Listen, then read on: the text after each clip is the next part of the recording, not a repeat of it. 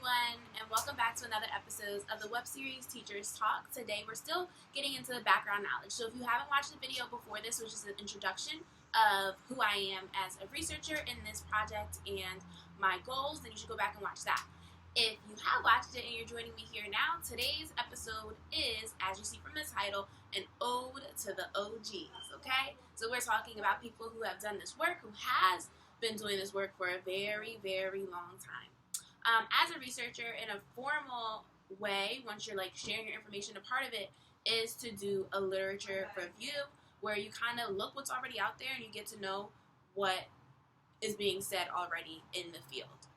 Well, I was really humbled in this class because as I prepared to write my proposal for this research project, I made a rookie mistake. And I would say it's a rookie mistake, and I'd say I've been like interested in education, black students for a really long time, and I've written like a lot of projects on this, and it's never been brought to my attention before, and where I neglected the OGs. And I feel like I was super humbled and super invigorated by being corrected in a way. So basically what happened was I talked about how, there's been so much momentum in the last like 20 or so years of researchers writing about the Black experience in a non-deficit way, from a non-deficit lens. My professor, shout out to you, Dr. Strong, she gave me feedback. She was like, this is a very important topic. I'm so happy that you're doing this work. However, you don't need to do it at the expense or erasure of all the people who came before you.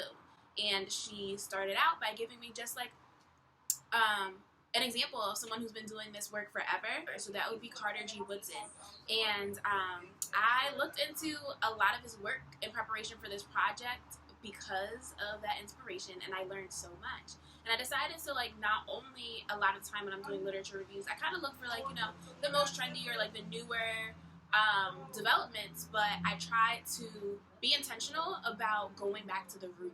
And what I found was a lot of the things that our OGs were saying, yes, I'm calling them OGs, I hope that's not disrespectful, but our OGs were saying is similar to what we're pushing for now, and similar to a lot of the conversations we're having today as well. So in this video, I will be giving respect and paying homage to the OGs, and one of them will be Carter G. Woodson.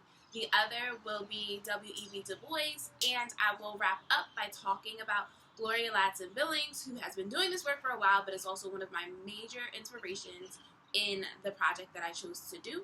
So we'll touch on her as well, and I also used her theory around culturally relevant pedagogy to guide the rest of my project and kind of the rest of this series as well around Teachers Talk. Okay, first up, Carter G. Woodson.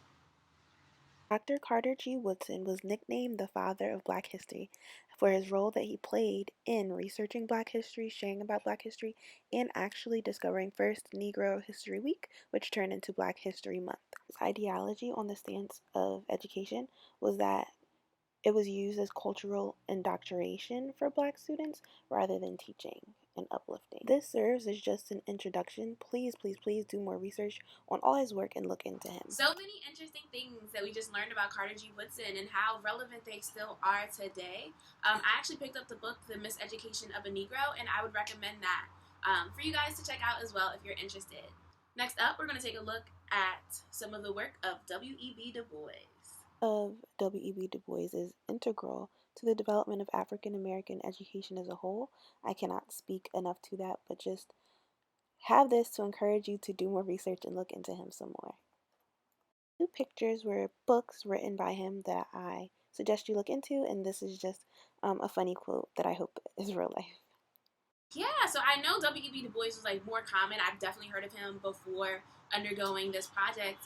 However, just again, it's crazy how much still things connect and how the same conversations are still being had. And I think that's why it's so important that we continue to have the conversations, and not only have the conversations, but put it into action, which is what I'm going to try to center here. So hopefully you join the conversation. And last for this episode, and certainly not least, let's talk about Miss Gloria Ladson Billings.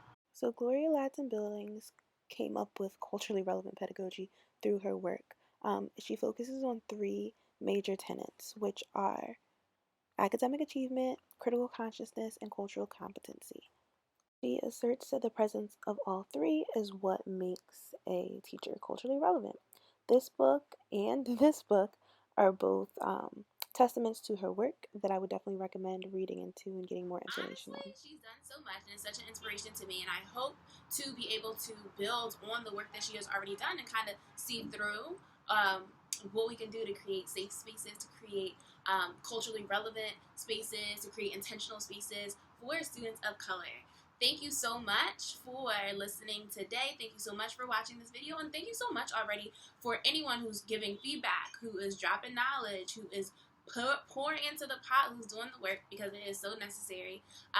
If you have something to add to the conversation, please drop it in the description box below, and I'll reply. Hopefully other people reply, and this could become a larger conversation.